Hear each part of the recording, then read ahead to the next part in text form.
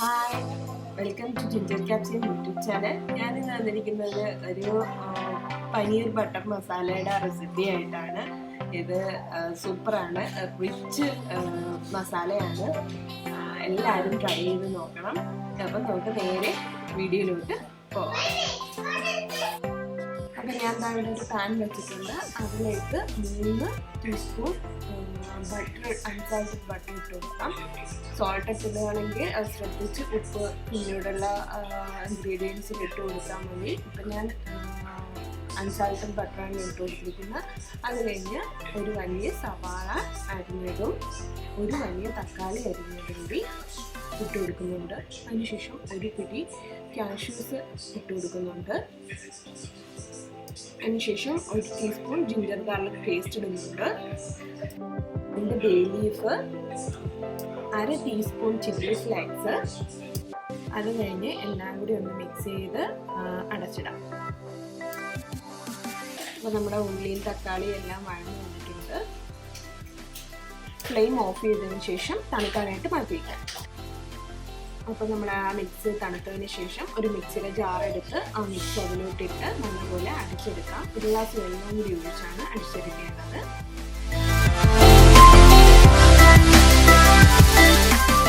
നേരത്തെ ഉള്ളിയൊക്കെ വഴറ്റിയ പാത്രം തന്നെ അടുപ്പിൽ വെച്ചിട്ടുണ്ട്. അതിലേക്ക് 2 ടീസ്പൂൺ ബട്ടർ ഇട്ട് കൊടുക്കാം. 1/2 ടീസ്പൂൺ മുളക് പൊടി. അത് ആ ബട്ടറിൽ ഒന്ന് നല്ലതുപോലെ ആ പച്ചമണം മാറുന്നത് വരെ ഒന്ന് ഇളക്കിയെടുക്കുക. അതിനുശേഷം നമ്മുടെ ആ മിക്സിയിൽ അടിച്ചു വെച്ച നമ്മുടെ ആ പേസ്റ്റ് നമ്മുടെ ആ പാനിലൊഴിച്ച് നല്ലതുപോലെ ഇളക്കി എടുക്കുക.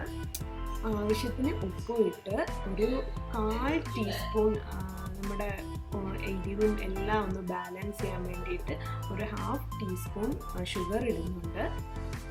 1 ടീസ്പൂൺ കസ്തൂരി മേത്തിയും നമ്മുടെ താരമായ പനീറും കൂടിയിട്ട് നല്ലതുപോലെ മിക്സ് ചെയ്ത് എടുക്കുക.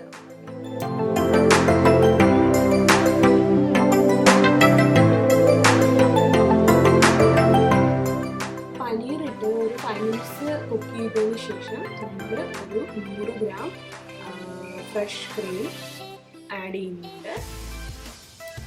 അതും ആഡ് ചെയ്തതിന് ശേഷം ഒരു 5 മിനിറ്റ്സ് വീണ്ടും അടച്ചിട്ട് ഒന്ന് കുക്ക് ചെയ്തെടുക്കുക.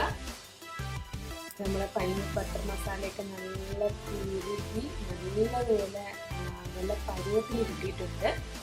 അത് കഴിഞ്ഞ് ലാസ്റ്റ് സ്റ്റെപ്പ് 1 ടീസ്പൂൺ ടൊമാറ്റോ സോസാണ്. ഇത് ഓപ്ഷണലാണ്. എനിക്കിതിൻ്റെ ടേസ്റ്റ് ഇഷ്ടമാണ്. അതുകൊണ്ട് ഇടുമ്പോൾ നല്ല ടേസ്റ്റാണ്. 1 ടീസ്പൂൺ ടൊമാറ്റോ സോസും ഒരു പിടി മല്ലിയിലയും ചേർത്ത് നല്ലപോലെ ഇളക്കി സെർവ് ചെയ്യാം.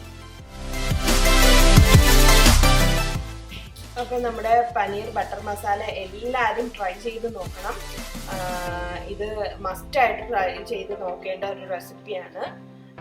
എല്ലാവരും ഇഷ്ടപ്പെടുകയാണെങ്കിൽ സബ്സ്ക്രൈബ് ചെയ്യുക, ലൈക്ക് ചെയ്യുക, ഷെയർ ചെയ്യുക, കമൻറ്റ് ചെയ്യുക. അപ്പം വീണ്ടും മറ്റൊരു വീഡിയോ ആയിട്ട് വരാം. അതുവരേക്കും ബൈ.